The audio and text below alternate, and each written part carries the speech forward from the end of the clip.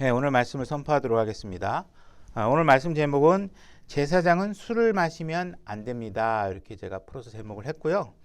본문으로 레위기 10장 8절과 9절 말씀을 같이 소리내서 읽고 말씀을 이어가도록 하겠습니다. 레위기 10장 8절 9절입니다. 다 찾으셨죠? 제가 읽겠습니다. 같이 소리내서 읽겠습니다. 준비 시작. 주께서 아론에게 말씀하여 이르시되 너나 혹은 너와 함께한 네 아들들이 회중의 성막에 들어갈 때에는 포도주나 독주를 마시지 말라. 그리하여야 너희가 죽지 아니하리니 그것은 너희 대대로 영원한 벽구가 될지니라. 자, 오늘 읽은 말씀을 보게 되면은 이게 지금 제사장에게 하신 말씀이거든요. 제사장에게 하신 말씀인데 우리가 술에 대한 하나님께 주신 그 맥락상의 의도는 아주 명확합니다. 이 문장을 레위기 10장 9절은 어떻게 영어 단어로 시작하고 있냐면 do not drink라고 하는 말로 시작을 해요. 다시 말해서 마시지 말아라. 와인, 술. 그죠? 그다음에 독주 이런 거 마시지 말아라 이렇게 하고 아주 명확하게 시작하는 문장입니다.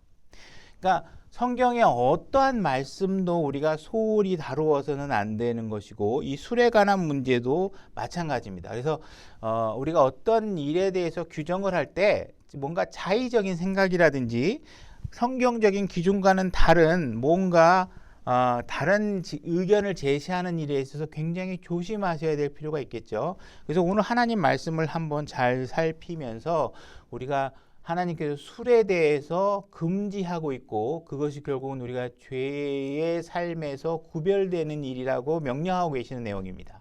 그래서 우리가 하나님 말씀을 살피면서 어떤 의미로 말씀하고 계시는지 한번 살펴보도록 하겠습니다. 일단 8절 보게 되면 주께서 아론에게 말씀하여 이르시되 이렇게 얘기하고 있습니다. 다시 말해서 지금 하고 있는 말씀은 하나님께서 직접 자기의 의견을 말씀하고 계시는 것입니다. 그죠? 그래서 술에 관한 이야기를 하게 되면 많은 사람들이 성경을 굉장히 잘 안다고 하는 사람들도 자신이 굉장히 나름대로 영적이라고 하는 사람들도 이 술에 관한 문제에 있어서는 마치 논쟁의 여지가 있는 것처럼 자신의 의견을 얘기하는 경우가 많이 있다는 것이죠. 근데 하나님께서 제시하는 기준은 굉장히 명확합니다. 그래서 이 명확한 기준들을 우리가 좀 배울 필요가 있는 것이죠. 그래야 우리가 하나님이 원하시는 기준에 맞는 삶을 살 수 있기 때문에 그랬습니다. 이 술에 관한 문제에 있어서 사람들이 타협을 하는 이유는 무엇이냐? 뭔가 사람들의 마음을 편안하게 해주게 하기 위해서 뭔가 임의로 자기 자신의 기준을 제시해서 그 사람이 편안해질 수 있도록 사람의 마음을 다스리는 데 측면에서 여지를 갖고 접근하는 경우가 많다는 것입니다. 근데 그렇게 해서는 안 되는 것이죠. 하나님의 의견이 있으면 분명히 하나님의 의견대로 우리가 기준을 맞춰야 됩니다. 그것에 못하고 하는 것은 각자의 몫이지만 그렇다고 하나님의 기준을 흐트려서는 안 됩니다. 그죠? 우리는 하나님의 기준에 못 미치는 삶을 다 살고 있어요. 다 어떤 면에서건 다 살고 있는데 그렇다고 해서 하나님의 기준을 우리의 수준으로 낮춰서는 안 된다는 거예요. 그러니까 우리가 술에 대한 기준을 명확하게 아셔야 된다는 거예요. 그러니까 제가 지금 오늘 술에 관해서 얘기하고 있는 것은 내 감정적인 의견이라든지 내 개인적인 의견이라든지 이렇게 하는 게 제 생각에는 좋을 것 같아요. 이런 식으로 하는 말씀을 드리는 게 아니에요. 우린 성경을 읽어나가면서 성경이 무엇라고 말하는지를 거의 읽어나가는 수준에서 하나님의 뜻을 파악하도록 하려고 하고 있는 것입니다. 그 다음에 지금 8절 다시 한번 보게 되면 주께서 아론에게 말씀하여 이르시되 이렇게 되어 있습니다. 다시 말해서 아론이라는 사람에게 얘기하고 있다는 것은 아론은 누구냐 하면 제사장 직분을 갖고 있는 사람입니다. 이 아론이라는 사람이 제사장이 된 것은 하나님께서 직접 이 사람을 아론이라는 사람을 제사장 직분에 임명하신 분이세요. 확인해 보겠습니다. 출애굽기 28장 1절로 가보겠습니다. 출애굽기 28장 1절입니다. 자, 읽겠습니다. 너는 이스라엘 자손 가운데서 내 형 아론과 그와 함께한 그의 아들들을 네게로 취하여 그가 제사장의 직무로 나를 섬기게 할지니 곧 아론과 아론의 아들인 나답과 아비후와 엘르아살과 이다말을 취할지니라. 이렇게 지금 말씀하시면서 지금 아론의 후손들을 제사장으로 임명한다 이렇게 얘기하고 있습니다. 여기 보게 되면 오늘의 주제는 아니지만 제사장의 직무로 나를 섬기게 할지니라 이렇게 되어 있죠. 제가 이 말씀을 읽으면서 여러분들이 다시 한번 강조드리고 싶은 것은 뭐냐 하면 이거에 대해서 정확하게 교리적인 이해를 못하고 있는 건지 거부하고 있는 건지 모르겠지만 자꾸 사람들이 교회를 목사 겸 교사의 은사를 갖는 사람들이 교회를 이끌고 있다 이렇게 자꾸 얘기하시는 분들이 계세요. 목사 겸 교사는 은사를 얘기하는 거거든요. 여러분 은사를 가진 사람이 교회를 이끄는 게 아니에요. 조직은 직무, 오피스, 직무가 있는 사람이 교회를 이끄는 거예요. 그죠? 그러니까 교회라는 것은 감독이라는 오피스, 직무가 있는 사람들이 교회를 이끄는 거지 목사 겸 교사 은사가 있는 사람이 이끄는 거다. 이거는 교리를 왜곡하는 현상이 발생해요. 그건 아니에요. 제가 전에 비유를 들었지만 바이올린을 잘 치는 사람이 은사를 갖고 있어요. 그죠? 그러나 그 사람에게 우리 교향악단의 퍼스트 바이올린을 맡아주시겠습니까? 얘기하는 건 다른 문제예요. 내가 바이올린을 잘 치는 은사는 있지만 내가 어느 교향악단의 퍼스트 바이올린으로서 일을 시작한다는 건 직무가 생기는 거예요. 그죠?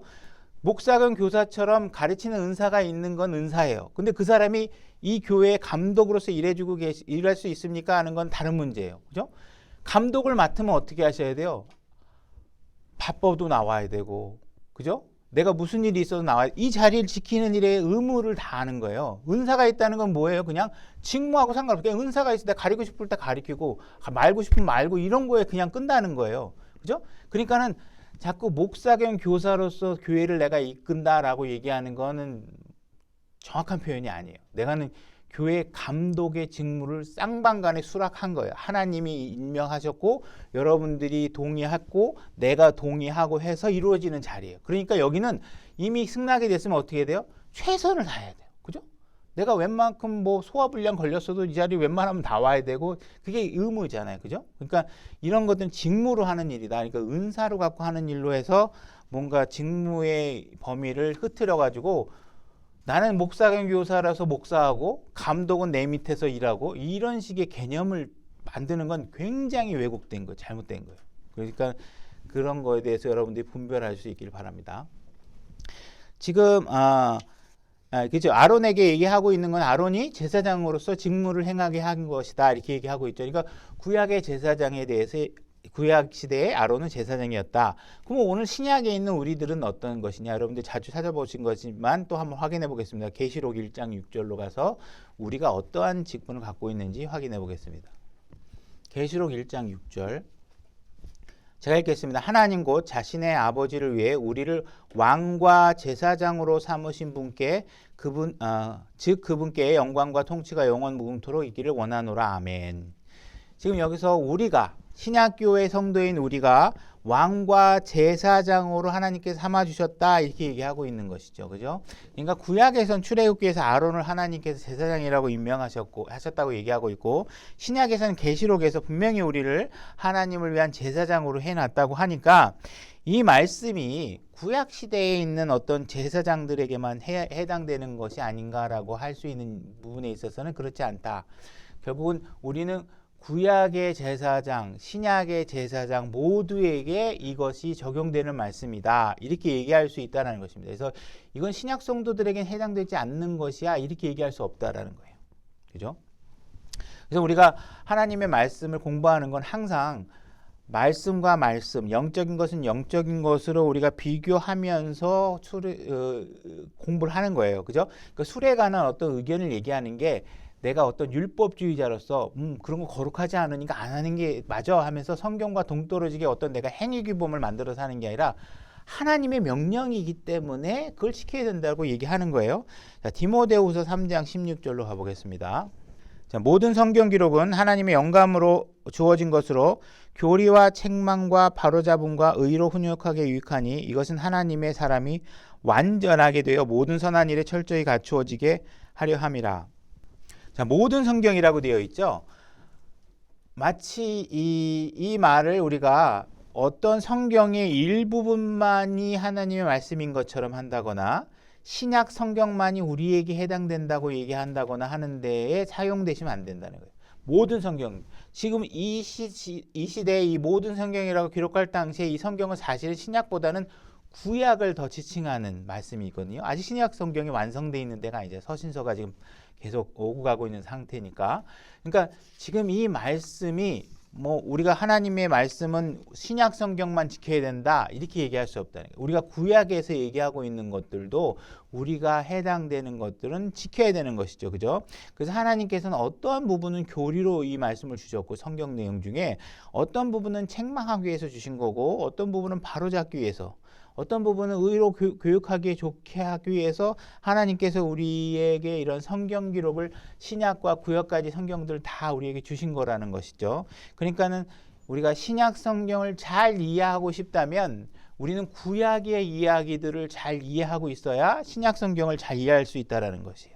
우리가 지난 시간에 구원이라는 것을 잘 이해하기 위해서 뭘 봤냐 하면 아브라함이 어떻게 구원받았는지를 들여다봤단 말이에요. 그걸 통해서 신약의 로마서에서 얘기하고 있는 구원이 어떤 의미를 갖고 있는가를 구약을 이해함으로 있어서 명확하게 이해할 수 있었던 것처럼 우리가 신약의 이야기를 이해하려면 구약의 이야기도 잘 이해하셔야 된다는 것입니다. 자, 이것은 하나님의 사람이 완전하게 되어 이렇게 되어 있죠. 성경에서 완전하다, 사람이 완전하다 이 뜻은 죄가 없다라는 뜻이 아닙니다. 성경에서 완전하다는 얘기는 뭐냐면 부족한 것이 없다라는 것을 얘기하고 있는 것이에요. 여러분들이 하나님의 사람으로서 제사장의 직분으로서 무언가 업무를 수행할 때 여러분들이 부족함이 없는 상태로 잘 절차와 규범들을 실행하려면 어떻게 하셔야 돼요? 하나님 말씀을 열심히 공부하셔야 돼요. 영적으로 여러분들이 부족함이 없으려면 어떻게 하셔야 돼요? 성경의 말씀들을 충분히 잘 알고 있어야 여러분들이 실수하지 않고 하나님의 말씀을 완전하게 이루어낼 수 있는 것이죠. 그죠? 모든 선한 일에 철저히 갖추어지게 하려 하신다 이렇게 얘기하고 있잖아요. 그러니까 여러분들이 술의 문제에 관해서 술의 문제는 대강대강 해도 돼. 그거 뭐 이렇게 까다로워. 이렇게 얘기하고 있는 게 하나님은 철저하게 당신의 말씀에 있어서 규범들을 잘 지켜나가길 원하고 계신다 이렇게 얘기하고 있는 거예요. 그러니까 하나님의 말씀에 있어서 대강대강 대충대충 이거는 작은 거 이거는 큰 문제니까 작은 건 소홀히 해도 돼 이런 게 없으시다는 거예요. 그러니까 하나님의 말씀은 철저하게 지켜줘야 된다는 것을 우리가 이해하셔야 된다는 것입니다. 그래서 우리가 성경을 배우고 있고 지금 술에 관한 이야기를 하고 있는 것은 뭐냐면 여러분들이 구원받은 그리스도의 자녀로서 제사장의 신분을 갖고 있는 사람으로서 부족한 것이 없이 완전하게 모든 일들을 해내게끔 하기 위해서 그래서 철저하게 준비되어져서 누구로부터 우리의 의로움에 하자를 발견할 수 없는 상태가 될 수 있도록 여러분들이 공부를 하셔야 되는 것입니다. 자, 레위기 10장 9절로 가보겠습니다. 너나 혹은 너와 함께한 네 아들들이 회중의 성막에 들어갈 때에는 포도주나 독주를 마시지 말라. 그죠? 자, 마시지 말라. 한 잔 정도는 괜찮지 않을까요? 우리가 집에서 반주 내가면서 뭐 이렇게 식사할 때 소주 한 잔씩 먹는 분들도 많이 계시죠, 그죠? 우리가 그렇다는 게 아니라 우리 대한민국의 문화가 그렇다는 것이에요. 그래서 이렇게 뭐 한 잔씩 정도는 먹는 건 괜찮지 않나? 실제로 그런 전에 있던 교회에서 어떤 한 분이 술에 대해서 고민을 하니까 한 잔 정도는 괜찮아요 이렇게 제시하는 분이 계셨어요. 그러다가 또 앞에 있는 다른 형제한테 호되게 혼났어요. 당신이 뭔데 한 잔을 괜찮다고 얘기하냐고 막 엄청나게 막 세게 얘기하시더라고요. 그 좋죠. 어쨌든 그 하나님의 기준이 명확하니까. 근데 모든 말씀에 그러면 좋은데 선택적이라는 게 문제긴 하지만 그 다음에 간혹 가다가 성경이 하나님께서 취하지 말라고 했으니까 마시지 말라고 한 적은 없다 이렇게 얘기하고 있는데 지금 여러분들이 보고 계신 구절에 뭐예요? 마시지 말라 이렇게 얘기하고 있는 거예요. 제사장에게. 그죠? 그러니까 자기가 어떠한 특정한 부분만의 말씀을 가지고서 취하지 말라고 했던 의미를 마치 마셔도 된다라고 해석하려는 것은 굉장히 의도를 가지고 하는 해석이 아닌 이상 나올 수 없는 해석이겠죠. 하나님께서 분명히 취하지 말라는 것 자체도 마시지 말라는 말이에요. 마시면 취하게 돼 있다는 거죠. 그죠? 음주운전할 때 뭐 소주 반 잔만 먹으면 가서 걸리잖아요. 그죠? 음주운전. 그러니까 마시지 말라는 얘기예요. 마시지 말라는 얘기. 그 다음에 예수님께서 물을 포도주로 만들었다. 그러니까 예수님도 물을 포도주로 만들어서 마시겠으니까 포도주 술 마셔도 되는 거 아니야? 그거는 우리가 이 와인이라는 영어 단어가 성경에서 어디서는 술로도 사용되고 어디서는 포도주스의 의미로도 사용됩니다. 그래서 우리가 포도주스로 사용되는 의미의 것을 마치 포도주로 해석을 해서 접근하면 안 되죠. 이거는 새로 나온 포도를 바로 짜서 부패하지는 않은 상태로 나누어지는 포도 와인이기 때문에 이건 주스에 해당하는 것이죠. 그래서 우리가 자꾸 의도를 가지고 하나님의 말씀을 뭔가 왜곡하는 것은 마치 내가 마시고 싶다라는 걸 전제해 놓고 어떻게 해서든지 마셔도 된다는 의미의 말씀을 가져다가 자꾸 들이미는 거예요. 그건 올바른 방식이 아니시죠. 그죠? 그러니까는 우리가 뭐 성경의 말씀을 정확하게 여기서 마시지 말라 이렇게 이야기하고 있다는 것은 굉장히 명확한 선언이고 우리가 그대로 깔끔하게 받아들이면 돼요. 나머지 말씀들도 그 인맥성상에서 보면 모순되는 말씀이 전혀 없습니다. 우리가 의도적으로 하지 않으면. 그러니까 우리가 여기서 보니까 뭐 성막에 들어갈 때 뭐 이렇게 얘기하고 있으니까 뭐 오늘날 우리하고 상관없지 않느냐 뭐 이렇게 얘기하고 있는 사람들도 있지만 그렇지 않다. 이것은 나중에 우리가 또 다시 한번 살펴보겠지만 우리에게도 다 해당되는 말씀이라는 사실을 이해하셔야 됩니다. 우리가 뭐 술은 한 잔은 괜찮아 이렇게 얘기한 사람이 정말 성경 말씀을 들이밀고 왜 한 잔은 괜찮은지에 대해서 얘기한다 그러면 그건 우리가 또 받아들일 여지가 있겠죠. 근데 그런 사람들이 뭐 성경을 술에 관해서 연구를 하고 성경 말씀을 전부 다 면밀히 조사해서 그런 나온 결론이 아니잖아요. 무책임하게 그냥 하는 얘기잖아요. 그죠? 그러니까 이런 부분에 관해서 우리가 주의를 해야 된다. 그 다음에 성경에서 포도 와인 그러면 새 포도주와 오래된 포도주 이렇게 얘기하고 있습니다. 다시 말해 새 포도주가 시간이 경과하게 되면 술이 되는 것이죠. 그죠? 그래서 하나님께서는 올드 와인에 대해서는 절대로 마시지 말아라 이렇게 얘기를 하고 계십니다. 그러니까 부패하기 시작을 하면 거기에 술이 들어가는 것이죠. 그러니까는 술이 알코올성이 발생하기 때문에 새 포도주에 대해서는 주스로서 이렇게 얘기하고 있고 또 포도의 순수한 피다 이렇게 신명기 32장 14절에 얘기해서 금방 짜낸 포도 주스에 대해서는 우리가 주스로서 우리가 인정을 하고 마실 수 있지만 부패된 거 오래돼서 알코올 성분이 발효된 것들은 절대로 입을 대서는 안 된다 이렇게 얘기하고 있습니다. 우리 술의 유해성에 대해서 얘기하는 것은 거의 뭐 두말하면 사실 잔소리나 마찬가지입니다. 이거를 뭐 이견이 있을 거라고 생각할 수 없어요. 왜냐 우리가 여러분들이 건강이 좀 안 좋아져서 병원에 가면 의사들이 제일 먼저 하는 얘기가 뭐예요? 술 마시지 말고 담배 끊으십시오. 이거잖아요. 그죠? 그러니까 술이 그렇게 좋으면 의사가 마시지 말라고 얘기할 이유가 없잖아요. 술을 마시면 어떻게 돼요? 간이 안 좋아지고 지방간 생기고 뇌세포 안 좋아지고 임산부에게 술 마시라고 권유하는 의사 보신 적 있으세요?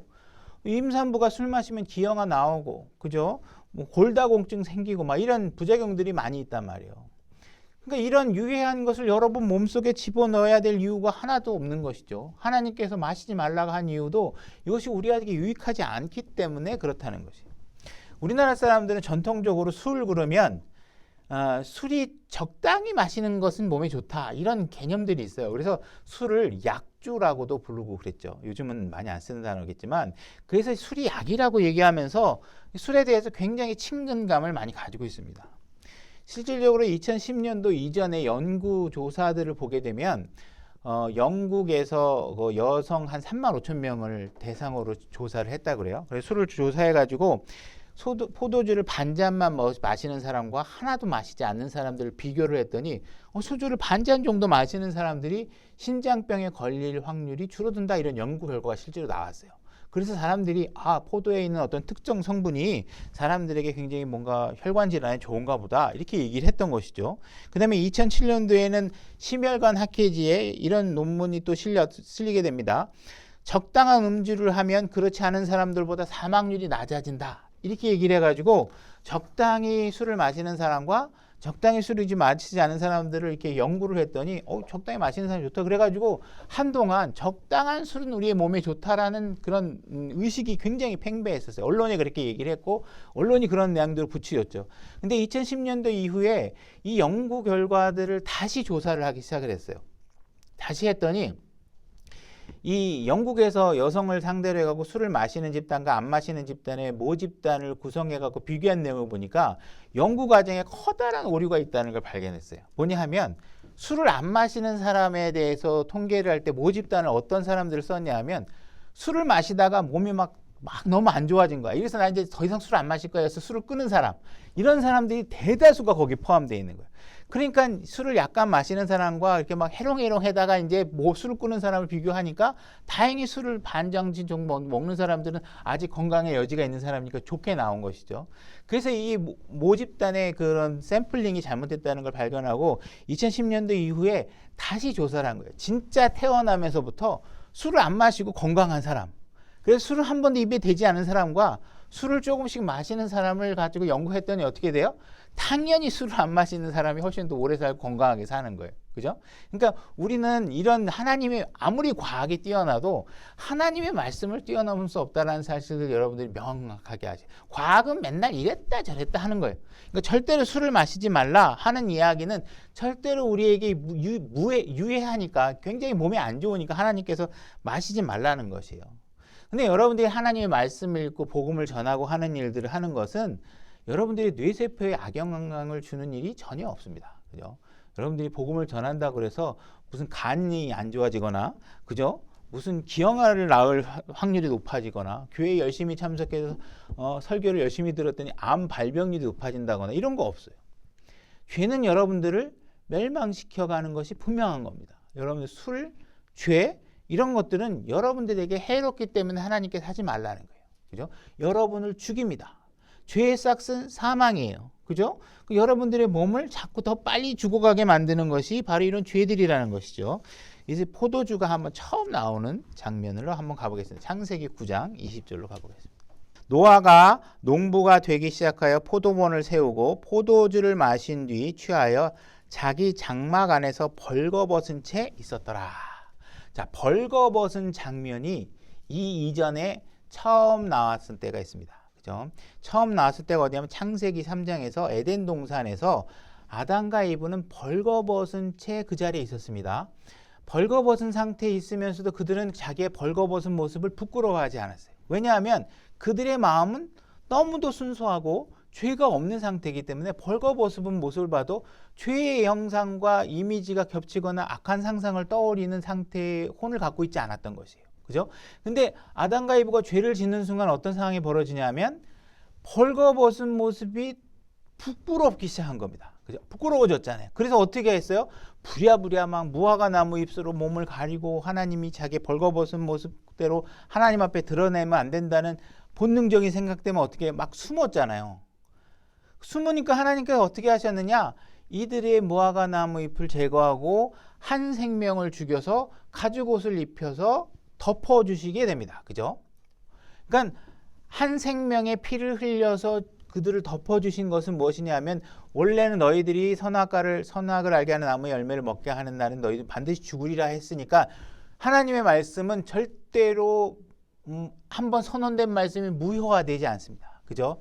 죽어야 되는 상황인데 분명히 그전에는 영원히 살 수 있었겠죠. 죽음이 오긴 오지만 일단 지금 이들의 죽음을 막은 건 뭐냐면 짐승이 어떤 생명의 피를 흘렸고 그 피를 흘린 것으로 인해서 그 가죽으로 그들을 덮어줌으로 인해서 그들이 당장 죽지 않게 된 것이죠. 그러니까 이렇게 하나님께서 덮어주시고 난 이후에 벌거벗었다는 말이 다시 처음 등장하는 것이 뭐 어디냐면 바로 이 노아의 모습입니다. 노아가 다시 벌거벗겨진 채 드러나게 되는 것이에요. 그죠? 이렇게 벌거벗어진 채 드러나는 것은 바로 에덴 동산에서 벗겨진 모습이 부끄럽게 생기고 난 이후에 처음으로 다시 등장하는 거예요. 지금 이들이 벌거벗었다고 해서 노아가 벌거벗었다고 해서 술 때문에 이들이 노아가 구원을 잃어버렸다 이런 얘기를 하는 건 아니에요. 이들 구원을 잃어버린 얘기를 하는 게 아니라 결국은 포도주 때문에 선하지 않은 모습이 드러나고 있다라는 사실을 지금 말해주고 있는 것이죠. 그죠? 그래서 술 때문에 거룩하고 구별되고 거룩하고 선한 모습을 보여야 될 한 사람의 삶이 부끄러운 모습으로 다시 드러나게 되는 것이죠. 자, 9장 20절로 가보겠습니다. 노아가 농부가 되기 시작하여 포도원을 세우고 포도주를 마신 뒤 취하여 자기 장막 안에서 벌거벗은 데 있었더니 가나안의 아버지 함이 자기 아버지의 벌거벗은 것을 보고 밖에 있던 자기 두 형제에게 고하매 셈과 야벳이 옷을 취하여 자기 어깨에 옷을 올리고 그죠? 그러니까 지금 뭔가 옷을 아버지가 벗었으니까 옷을 어깨에 올리고 고개를 아버지가 보이지 않는 쪽으로 돌리고 이제 접근하게 됩니다. 뒷걸음쳐 들어가 자기 아버지 벗은 것을 덮었더라. 그들의 얼굴이 뒤를 향하였으므로 그들이 자기의 아버지의 벌거벗은 것을 보지 아니하였더라. 이렇게 얘기하고 있습니다. 지금 아직 성경이 기록되지 않고 있는 이 순간에도 지금 아버지의 벌거벗은 모습이 합당하지 않다는 것을 이들이 본능적으로 알고 있는 것입니다. 그래서 아버지가 벌거벗자 자녀들이 아버지의 벌거벗은 모습을 직접 보지 않는 방식으로 옷을 어깨에 메고 가서 덮어준 것이죠. 그죠? 그러니까 이것이 지금 술 취함으로 인해서 벌거벗어진 모습을 보았고 자녀들은 그것이 부끄러운 일이라는 걸 본능적으로 알고 있는 것이에요. 그죠? 24절 노아가 포도주에서 깨어나 자기 작은 아들이 자기에게 행한 일을 알고 자기의 작은 아들이 자기에게 행한 일을 알고 무슨 일을 행했는지 우리는 알 수 없지만 그 일을 알고 이르되 가나안은 저주를 받을 것이요 그의 형제들에게 종들의 종이 될 것이니라. 지금 술 취하고 난 이후에 무슨 일이 벌어졌냐면 막내 아들에게 저주를 내립니다. 저주를 내려요. 이 사람은 함이고 막내 아들이고 이 함의 저주로 인해서 이 가나안 사람들, 그들의 후손인 가나안 사람들은 엄청나게 악한 삶을 사는 존재로 묘사되고 있습니다. 너무 악해서 하나님이 취하신 방법이 뭐냐면 이스라엘 백성을 데려다가 그들을 다 진멸시켜 버리라고 얘기하는 거예요. 그 땅에서 다 내쫓아 버리라고 얘기하는 것이죠. 이것이 바로 어떤 상태에서 일어난 것이냐? 노아가 오래된 와인을 마셔서 술 취한 걸로 인해서 벌어지고 있는 일이에요. 그죠? 그래서 하나님께서는 이들을 가나안 사람들, 함의 후손들을 죄악시 여기고 가나안 사람들을 절대로 같이 섞이거나 그들과 결혼하지도 못하게 하나님께서 하십니다. 다시 레위기 18장 3절로 가보겠습니다. 레위기 18장 3절 제가 읽겠습니다. 너희는 전에 너희가 거하던 이집트 땅의 행위들을 따라 행하지 말며 내가 너희를 데려가는 곳 즉 가나안 땅의 행위들을 따라 행하지 말고 또 그들의 규례대로 걷지 말며 지금 가나안이 엄청나게 나쁘기 때문에 그들이 하는 모습은 절대로 따라하지 말라고 얘기하는 것입니다. 너희는 내 판단의 법도를 행하고 내 규례를 지켜 그 안에서 걸으라. 나는 주 너희 하나님이라. 너희 전에 있던 그 땅의 사람들이 이 모든 가증한 일을 행하여 그 땅이 더럽게 되었느니라. 그런즉 너희는 내 법규와 내 판단의 법도를 지킬지니 사람이 그것들을 행하며 그것들 가운데서 살리라. 나는 주니라. 이렇게 얘기하고 있습니다. 이 가나안의 죄들에 대해서 언급하면서 6절에 뭐라고 얘기하시는지 한번 보세요. 너희 중에 아무도 친족 중에서 가까운 사람들 어떤 사람들에게 다가가서 그들의 벌거벗음을 드러내지 말라. 이렇게 얘기하고 있습니다. 가나안 사람들의 죄들을 상징적으로 표현하는 게 뭐냐 하면 지금 너희들이 벌거벗은 모습을 드러내지 말라 이렇게 얘기하고 있는 거죠. 그죠? 그러니까 이 벌거벗는 죄들이 어디서 기인한 것이냐? 바로 창세기 9장에서 노아가 벌거벗은 상태가 드러났고 그 벌거벗은 모습의 함이 무엇인가를 했고 그 함이 그것으로 인해 저주를 받음으로 인해서 벌거벗는 죄들이 지금 드러나고 있다라는 것이에요. 저는 이제 개인적인 생각인데 이 부분은 교리는 아니고요. 이제 한번 이거 생각해봤으면 좋겠다고 생각하는 게 뭐냐면 요즘 부모들이 자녀를 기르면서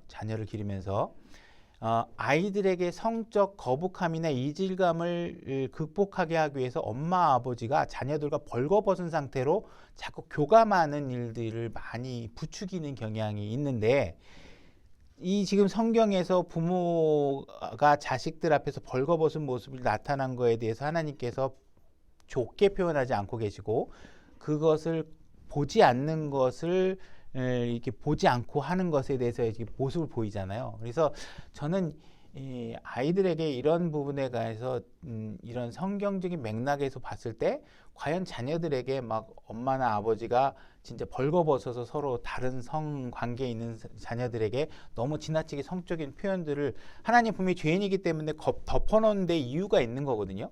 근데 그걸 덮어놓은 걸 벗어서 자꾸 아유, 우리 딸내미가 남자의 신체 모습도 볼 필요가 있지. 여자애들도 마찬가지고 이런 식으로 접근하는 게 과연 성경적인 교육 방법인가는 한번 여러분들이 생각하셨으면 좋겠다는 것이죠. 물론 여러분들이 이미 다 자녀를 기르신 분이시지만 이 설교를 듣는 분 중에 새롭게 결혼을 해서 자녀를 기를 때 성경적인 방법이 될 수 있는지에 대해서 한번 고민해 볼 필요는 있지 않을까. 한번 제가 이제 제언을 한번 하는 거예요. 오늘 요즘의 방법들에 대해서. 지금 아브라함 같은 경우에 하갈을 만나서 아이를 낳는 장면이 나오죠. 이 하갈은 함의 후손입니다. 그래서 이 아브라함이 이 사라의 여종인 하갈을 통해서 아이를 얻게 된 것은 음행입니다. 음행. 그래서 이 음행을 통해서 이스마엘을 낳았고 이 음행을 통해서 낳은 이스마엘로 인해서 이스라엘과 중동 아랍인들 간의 전쟁은 수천 년 동안 피를 흘리고 수많은 사람들을 죽게 합니다. 다시 말해서 노아가 술을 마시고 벌거벗은 죄가 함에게 이르고 함과 또한 아브라함의 음행을 통해서 벌어지는 일들이 이 함의 맥락을 통해서 지금 저질러지고 있는 죄의 형상들이 계속 이렇게 만만치 않다는 것이에요. 그죠?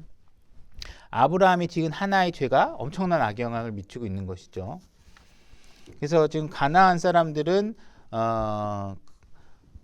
그 노아의 저주로 인해서 엄청난 그런 어떤 멸망되는 악의 행위들을 계속하게 된다는 것입니다. 그죠? 포도주로 노아의 저주로 인해서 이런 일들이 벌어지는 것이죠. 오늘날에도 우리가 뭔가 한 가정에서 아버지나 이런 사람들이 올바로 술에 대해서 인식을 하고 가정을 지키지 않고 술 마시고 들어와서 매일 아내나 자녀들에게 폭언을 한다거나 지킬 수 없는 말을 내뱉거나 작게는 그죠?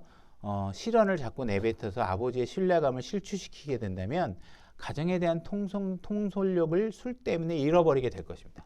그러니까는 술을 마시지 않고 아버지가 권위와 어떤 중한 어떤 그런 질서 안에서 자녀들에게 명령하는 것과 술이 취해 가지고 막 이 말 저 말 하고 막 이렇게 하는 것과는 우리가 그 심는 모습에 나오는 결과는 당연히 틀려질 수밖에 없습니다. 그러니까 여러분들이 그런 말에 대해서 하나님이 왜 철저하게 하나님 말씀을 지키라고 하나, 그것은 하나님의 유익을 위해서가 아닙니다. 여러분들을 유익을 위해서고, 남자들 같은 경우에 가정의 통솔력을 위해서도 그렇고, 여러분들은 술을 소홀히 하게 되면 엄청난 피해를 입게 될 것입니다. 그래서 만약에 노아가 함이 실수를 했을 때 그를 저주하지 않고 만약에 하나님 말씀으로 그를 훈육하거나 하나님께서 자기에게 보여줬던 자기 같은 추악한 죄인들에게 하나님께서 은혜를 베풀고 긍휼을 베풀었던 모습을 자녀 함에게 베풀 수 있었다면 어쩌면 인류의 역사는 달라질 수도 있지 않았을까 하는 것을 우리가 생각해 볼 수가 있겠죠. 그래서 우리가 부모들이 자녀들에게 하나님의 말씀을 읽어주고 술을 마시면 안 된다고 가르치고, 그죠? 자녀들의 손을 잡고 교회에 가서 술은 마시는 것은 하나님께서 원하지 않는 일이라는 말씀의 선포를 계속 듣게 하고 하는 것들은 굉장히 귀중하고 가치 있는 일이라는 것입니다. 우리가 세상에서 그런 것들을 교회에서 그런 규범을 올바로 가르치지 않으면 세상에서는 그런 것을 절대로 가르쳐 주지 않는 것이죠. 그래서 우리가 하나님의 말씀을 가리키고 하나님의 말씀의 유익이 우리를 위한 것이라는 것을 정확하게 잘 가르쳐주고 그런 시간들이 자꾸 누적됨으로 인해서 하나님의 말씀이 통제되는 삶을 살게 된다면 우리는 굉장히 다른 삶을 살 수 있는 동력을 하나님 말씀을 통해서 얻게 된다는 것입니다. 자, 에스더로 가보겠습니다. 에스더 1장 5절로 가보겠습니다. 제가 읽겠습니다. 에스더 1장 5절입니다. 이 날들이 끝남에 왕이 또 큰 자든 작은 자든 수상궁에 있던 온 백성을 위하여 왕궁의 정원들에서 이레 동안 잔치를 베풀었더라.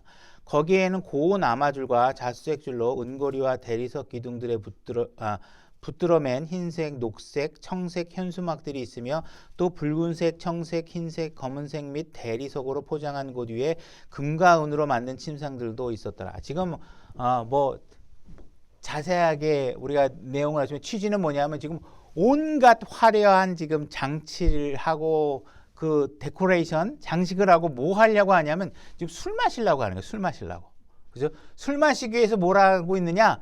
막 금잔도 내놓고 은잔도 내놓고 막 그냥 화려한 현수막도 달고 실도 달고 현수막도 달고 막 하고 있는 거예요. 그죠? 7절 그들이 또한 저들에게 금으로 된 그릇에서 마실 것을 주었는데 이 그릇은 서로 생김새가 다르고 또 왕의 형편대로 주는 왕의 포도주가 풍부하였더라. 지금 막 분위기가 지금 엄청나게 고조되고 있는 것이죠. 막 거기에는 뭐 우리가 뭐 알 수 없지만 풍악이 울리고 음악이 나오고 막 지금 화려한 시각적으로 화려하고 엄청나게 지금 막 화려하게 벌어지고 있습니다. 그죠? 지금 그 금잔 막 이런 거 따지면 얼마나 막 화려하겠어요.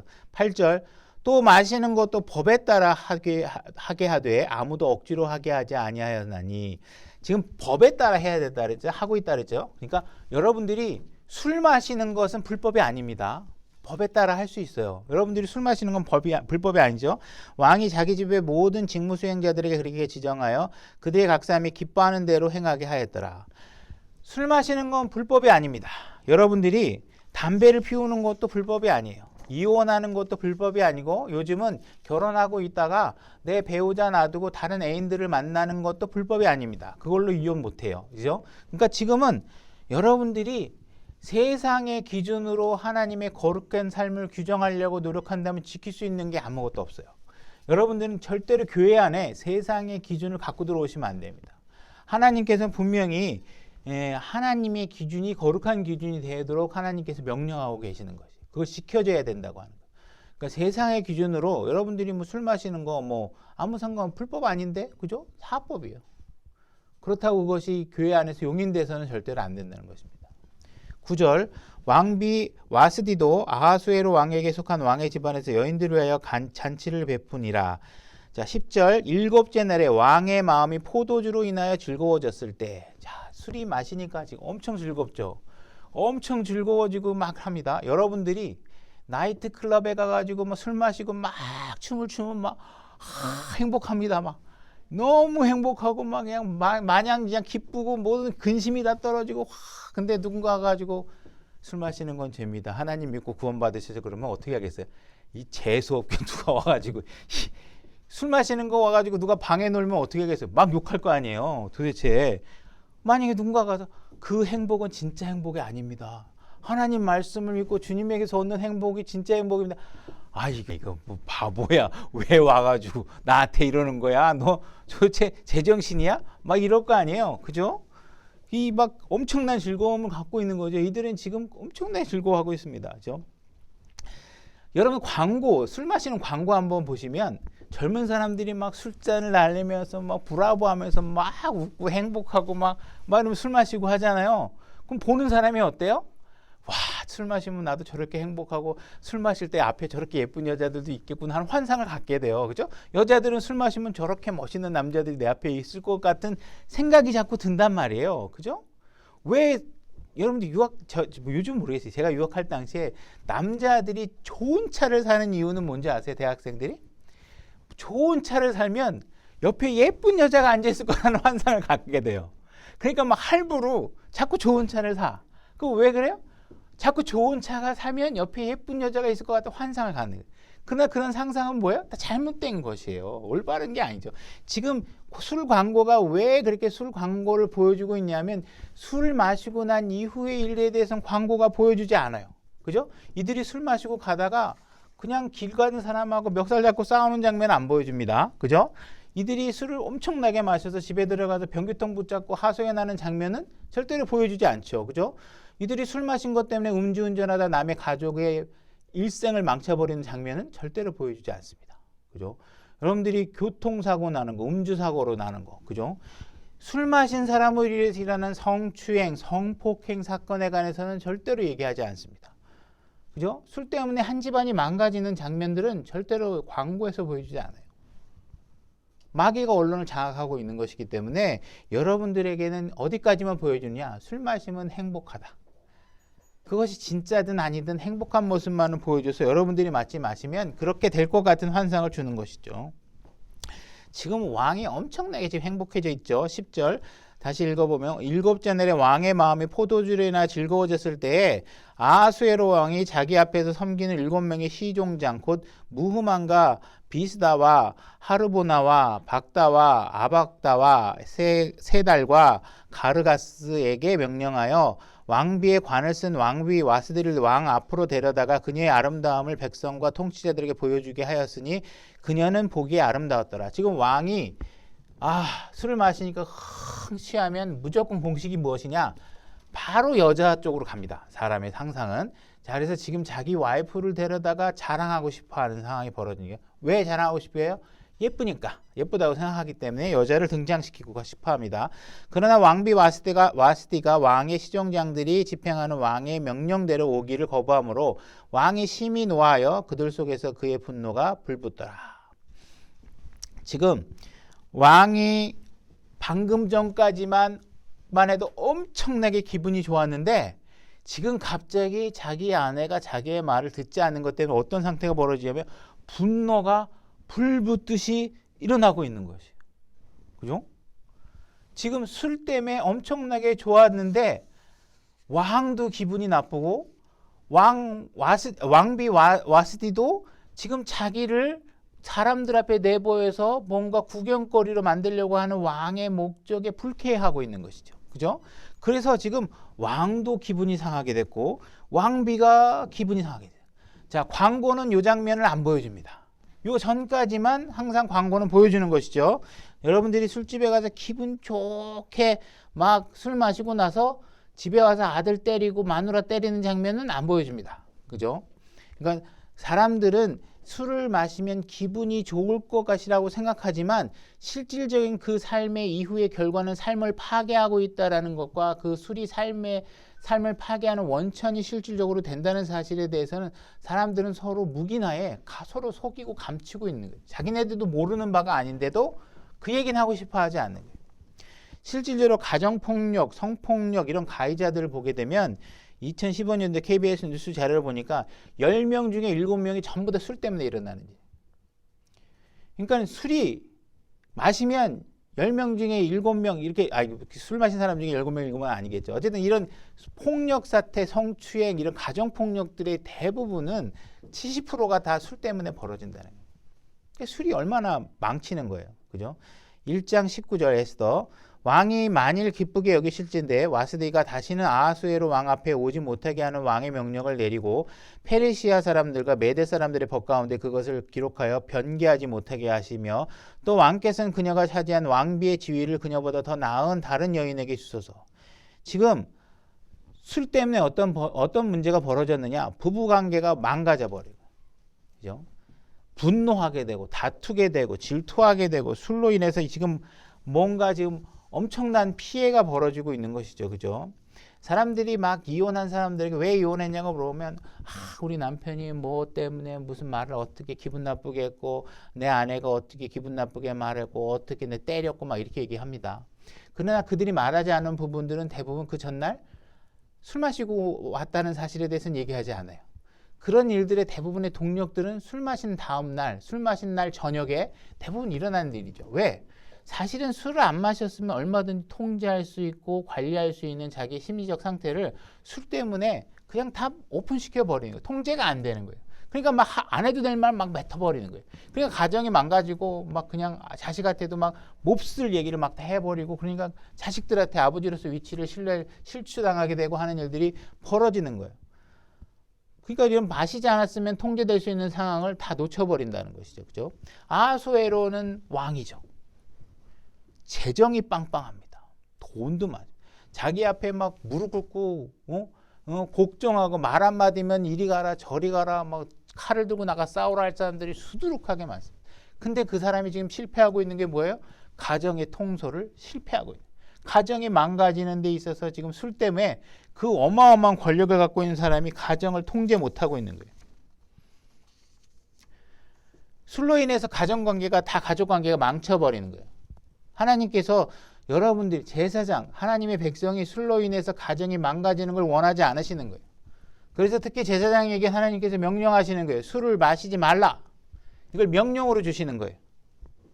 여러분들이 정말 좋은 가정을 만들고 싶고 좋은 가정을 유지하고 싶다면 하나님의 말씀을 절대로 소홀히 해서는 안 된다. 잠언 20장 1절로 가보겠습니다. 제가 읽겠습니다. 포도주는 조롱하게 하는 것이요 독주는 날뛰게 하는 것이라 누구든지 그것으로 말미암아 속는 자는 지혜롭지 아니하니라. 자, 포도주는 어떻게 해요? 조롱받게 만듭니다. 아까도 제가 제 친구를 얘기했지만 정말 자기는 기분 좋아서 헬렐렐레 하고 있는지 모르지만 정말 판단력이 흐려져서요. 정말 시간이 가면 엄청나게 조롱을 받습니다. 그러니까 이런 일들을 자기가 지금 뭔가 착각하고 만들고 기분이 좋다고 만들고 좋다고 생각하게 만들고 있지만 절대로 이것으로 인해서 여러분들이 행복해질 수 없다는 거예요. 술을 마시면요. 안 써도 될 돈 쓰게 되잖아요. 그죠? 술값 결제하고 기분 좋아서 딱 결제하고 다음날 카드 주문해서 카드 결제 전표 나오면 얼마나 허탈합니까? 뭐 엄청나게 허탈하죠. 또 술 먹어서 안 해도 될 말 막 하잖아요. 그죠? 안 해도 될 말 막 해서 그냥 가정 망가지고. 그죠? 그러니까 결국은 이런 것들이 뭐냐면 자기가 결국은 속는 거잖아요. 속고 싶어서 속는 거지 진짜 누가 강제로 하는 게 아니죠. 그죠? 23장 잠언 23장 29절로 가볼까요? 하나님은 여러분들이 술을 마신 상태로 멍청한 상태로 있기를 원하지 않으시는 거예요. 또릿또릿하게 명쾌하게 아주 건전한 생각으로 투명한 생각으로 맑은 생각으로 있기를 원하시지 술 먹어갖고 해롱해롱 해가지고 에이 뭐 막 이렇게 막 혀꼬부라진 소리 하다면 사람 만나는 걸 그런 모습을 보여주길 원하고 있는 것이 아닌 것이죠. 여러분들은 지혜 가운데 머무르셔야 됩니다. 잠언 23장 29절 재난이 누구에게 있느냐? 음주운전 사고 나고 길 가다가 다른 사람 멱살 잡고 싸우고 막 그죠? 이게 누구에게 일어나겠느냐? 술 마시는 사람에게 일어나겠죠. 슬픔이 누구에게 일어나느냐? 술 안 마셨으면 고통사가 안 냈을 텐데. 다른 사람 막 불구자 만들고 죽게 만들고. 그죠? 다툼이 누구에게 있느냐? 그죠? 술 안 마셨으면 감정을 통제하고 안 싸워도 됐을 텐데 싸우게 되죠. 제잘거림이 누구에게 있느냐? 안 해도 될 얘기 막 하고 감정 막 폭발시키고. 그죠? 까닭 없는 상처가 누구에게 있느냐? 뭐 그냥 이유도 없이 막 싸우죠. 그냥. 나중에 일어나면 후회하는 일들을 막 붉은 눈이 누구에게 있냐 눈이 시뻘겋게 갖고 돌아다니는 사람이 누구냐 이거죠. 오랫동안 포도주에 머무는 자들에게 있고 그죠 술 먹은 사람들에게 있다는 거 이런 일들이 섞은 포도주를 폭탄주까지 마시면서 구하러 다니는 사람들에게 있다는 거. 너는 포도주가 불거나 잔에서 제비가를 내거나 스스로 똑바로 움직일 때 그것을 봐라. 여러분들이 포도주를 딱 보고 아직 여러분들이 맹정신이 있으면 절대로 거기다가 입술을 담그지 말라는 거예요. 마시지 말라는 거예요. 보지도 말라는 거예요. 지금 여기서는 보지도 말라는 거예요. 일단 마시기 시작하면 이제 그 술에 자꾸 꼬들게 가겠죠. 그죠? 마시지 말라는 거예요. 하나님께서는 술에 대해서 굉장히 심각하게 경고하고 계시는 거예요. 그죠? 우리한테 그냥 권면하는 수준이나 제한하는 수준으로 얘기하는 게 아니라 정말 강하게 원하고 계시는 거예요. 여러분들이 불필요한 재난을 겪고 불필요한 다툼에 얽매이고 가정이 망가지는 술로 인해서 망가지고 여러분들이 허튼 말을 해서 신뢰감이 상실되는 상태의 사람으로 살아가길 원하지 않는 지킬 수 있는 말 하고 그죠? 말했으면 지키고 이런 사람이 되기를 원한다는 거예요. 32절 마침내 그것이 뱀같이 물고 독사같이 쏘나니 내 눈은 낯선 여자들을 바라보고 술 마시면 무조건 공식입니다. 남자들은 술 마시면 여자 생각납니다. 바라볼 것이야 내 마음은 삐뚤어진 일들을 말하리로다. 참으로 너는 바다 가운데 누운 자 같으며 돛대 꼭대기에 누운 자 같으리니 내가 말하기를 그들이 나를 쳐도 나는 아프지 아니하였고 그들이 나를 때려도 내가 그것을 느끼지. 술 마시면 뭐 맞아도 막 그렇게 하죠. 내가 어느 때나 깰까 또 내가 또 여전히 그것을 구하리라 하지라. 계속 술 마시고 구합니다. 여러분들은 뭘 구하셔야 돼요? 주님을 찾는 일을 구하셔야 됩니다. 한번 확인해 보겠습니다. 이사야서 55장 6절로 가보겠습니다. 이사야서 55장 6절 제가 읽겠습니다. 너희는 주를 만날 만한 때에 그분을 찾으라. 그분께서 가까이 계실 때에 그분을 찾으라. 우리가 주님을 찾으면 그분은 절대로 거절하지 않으시고 여러분들을 도와주시고 저를 도와주시는 분이십니다. 그죠? 술의 어리석음에 빠져서 헤매고 있을 때 여러분들을 도와줄 수 있는 방법은 오직 한 가지뿐입니다. 여러분들이 주님을 찾고 주님의 말씀으로 나와서 그분의 지혜로 여러분들이 살아가는 것입니다. 그것이 아닌 것으로 그냥 술을 의지로 끌으려고 그러면 한계가 있죠. 그죠? 안 됩니다. 그래서 하나님 말씀으로 오셔야 됩니다. 자, 레위기 10장 9절로 가보겠습니다. 레위기 10장 9절 너나 혹은 너와 함께한 내 아들들이 회중의 성막에 들어갈 때에는 포도주나 독주를 마시지 말라. 그리하여 너희가 죽지 아니하리니 그것은 너희 대대로 영원한 법규가 될지니라. 여러분들이 술을 마시면 어떻게 하겠다고 하나님께서 얘기하고 있냐면 성막에 들어오면 죽여버리겠다고 얘기하고 있습니다. 잔인하다고 얘기하실 수도 있겠죠. 그러나 이것은 제 얘기가 아닙니다. 분명히 제가 읽는 거잖아요. 그죠? 너희가 죽지 않으려면 술 먹고 들어오지 말라고 얘기하고 있는 거예요. 그죠? 그러니까 하나님 말씀이 너무 가혹한 거 아니야? 술을 좀 마셨다고? 하나님이 가혹할 수 있습니다. 그것은 여러분들의 유익을 위해서 분명히 하고 있는 것입니다. 자, 고린도전서 3장 16절로 가보겠습니다. 고린도전서 3장 16절 제가 읽겠습니다. 너희가 하나님의 성전인 것과 누가 하나님의 성전이에요? 신약 성도들은 여러분 자신이 하나님의 성전입니다. 하나님의 영께서 너희 안에 거하시는 것을 너희가 알지 못하느냐? 누구든지 하나님의 성전을 더럽히면 하나님께서 그를 멸하시리니 하나님의 성전은 거룩하며 너희가 곧 그 성전이니라. 자, 여러분들이 구약에서는 제사장들에게 성전 안에 들어오게 되면 술 마시고 들어오면 죽는다. 죽기 싫으면 절대로 술 먹지 마. 이렇게 얘기하고 있고 신약에서는 너희가 성전인데 너희 몸을 거룩하지 않게 더럽히면 어떻게 한다고요? 멸하신다. 이게 똑같은 말 죽여버리겠다는 겁니다. 술 마시면. 그러니까 여러분들이 거룩하게 구원받은 성전으로서 여러분들이 몸을 인식하고 있다면 여러분 몸에다 거룩하지 않은 것을 집어넣어서 목숨의 위협을 조장하는 일을 삼가하시는 게 좋겠죠. 그죠? 하나님께 경고하고 계시는 것입니다. 에베소서 4장 30절 보겠습니다. 에베소서 4장 30절입니다. 제가 읽겠습니다. 하나님의 거룩한 영을 슬프게 하지 말라. 그분으로 말미암아 너희가 구속의 날까지 봉인되었느니라. 여러분들이 구원을 받으면 하나님께서 여러분들을 딱 봉인하십니다. 왜 봉인하세요? 나는 거룩하지 않은 것과 절대로 타협할 수 없기 때문에 거룩한 것은 내 근처에도 오지 못해. 그래서 거룩한 것이 들어오지 못하도록 구원한 여러분들을 딱 봉인해서 거룩하게 깨끗하게 죄로 오염되지 않게 여러분들을 보존하시게 되는 것입니다. 자, 레위기 10장 9절로 가보겠습니다. 레위기 10장 9절입니다. 너나 혹은 너와 함께한 네 아들들이 회중의 성막에 들어갈 때는 포도주나 독주를 마시지 말라. 그리하여야 너희가 죽지 않으니 그것은 너희 대대로 영원한 법규가 될 것이다. 자, 이것은 구약 시대에 한정된 말씀이 아닙니다. 뭐라고 얘기하고 있나요? 영원한 법규가 된다 이렇게 말씀하고 있습니다. 구약뿐만 아니라 신약 앞으로도 영원히 술 마시는 문제에 관해서는 내 안에 들어올 때 절대로 술을 입에다 대고 들어오면 내가 죽여버리겠다 이렇게 얘기하고 계시는 것입니다. 그러니까 하나님의 명령은 지켜져야 되는 것이죠. 왜 이렇게 하고 계시느냐? 10절 그리하여야 너희가 거룩한 것과 거룩하지 아니하는 것 부정한 것과 정결한 것 사이에 구별을 둔다 이렇게 얘기하고 있습니다. 하나님께서는 자신의 백성이 세상 사람들과는 다른 삶을 살기를 원하고 계십니다. 여러분들이 거룩하게 구별된 삶을 살기를 원하고 계시는 것입니다. 그래서 세상 사람들이 거룩한 삶은 무엇인가 책을 보고 배우는 게 아니라 하나님을 믿는 사람을 보니까 이 사람은 제사장의 직분을 갖고 있는 사람인데 그 삶을 보니 아 저게 거룩한 삶이구나 이런 걸 사람들이 알아줬으면 좋겠다는 거예요. 그러니 여러분들이 술을 마시고 해롱해롱거리고 세상 사람들과 어울려 다니면 하나님께서 여러분들을 구원해서 세상 사람들을 향한 메시지가 전달되지 않게 될 것이라는 것입니다. 하나님께서는 여러분들이 거룩하게 구별된 삶을 살아서 세상 사람들에게 거룩이 무엇인지를 가르쳐 줄 수 있는 것을 글자가 아니라 여러분들의 삶을 통해서 보여주기를 원하고 계신다는 것입니다. 그죠? 그래서 우리는 이 술에 관한 하나님께서 가르쳐 주시는 이런 가르침은 굉장히 귀한 가르침으로 여러분들이 받아들이셔야 된다는 것입니다. 그래서 여러분들이 하나님의 뜻에 맞는 그런 삶을 살아가실 수 있기를 바랍니다. 오늘 설교 여기까지 하겠습니다. 다 같이